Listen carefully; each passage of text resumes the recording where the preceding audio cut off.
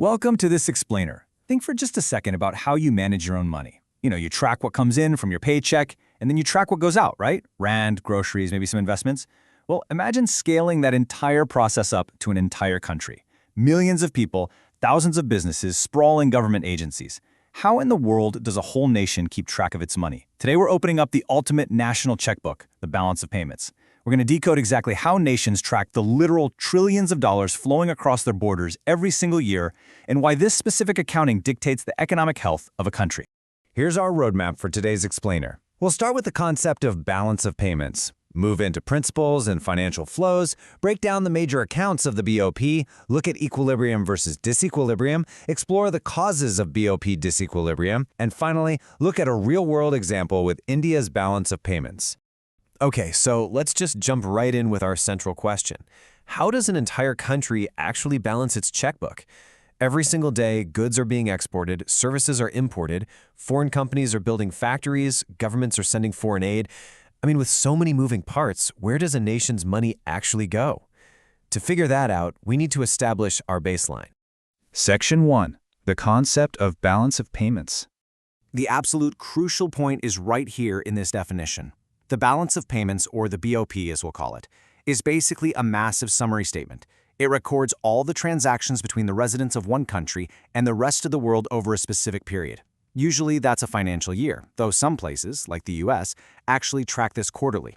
It's essentially a flow concept. It takes millions of individual trades and capital exchanges and aggregates them into a few neat key categories. And keep in mind, residents is a pretty broad term here. It includes citizens for sure, but also tourists, corporations, diplomats, though it notably leaves out global institutions like the UN or the IMF. Policymakers watch this summary statement like hawks because it literally dictates how they frame their fiscal, monetary, and trade policies.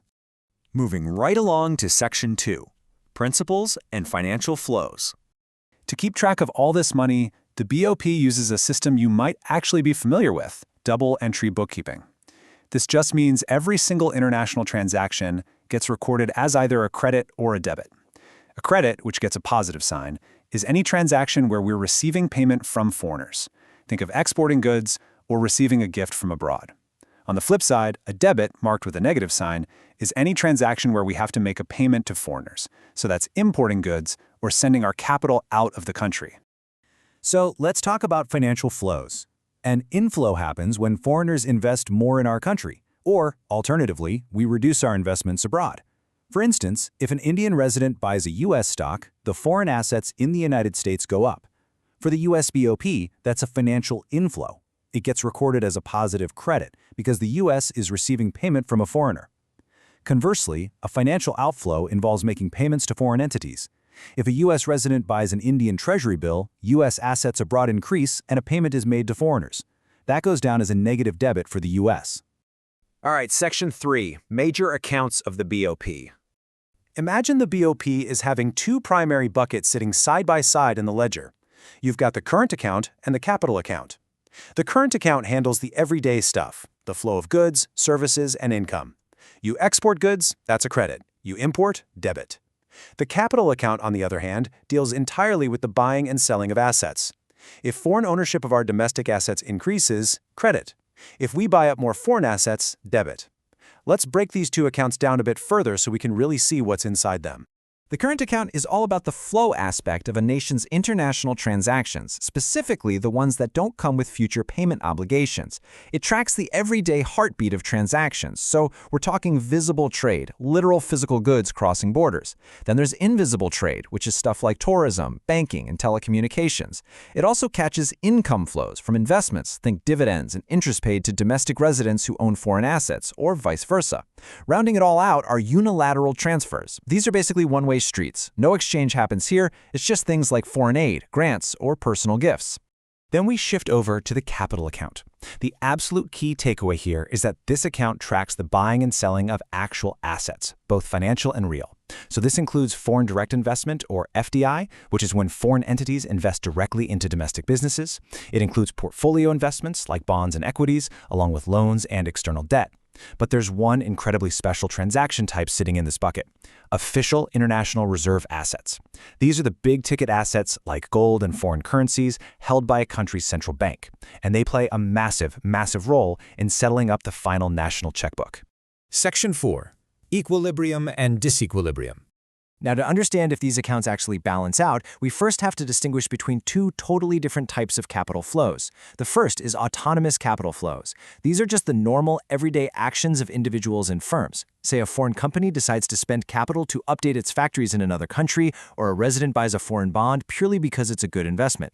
These transactions happen for their own distinct economic reasons. Yes, they definitely impact the balance of payments, but they aren't caused by the state of the balance of payments. They're just business as usual. Now contrast those normal everyday actions with accommodating capital flows.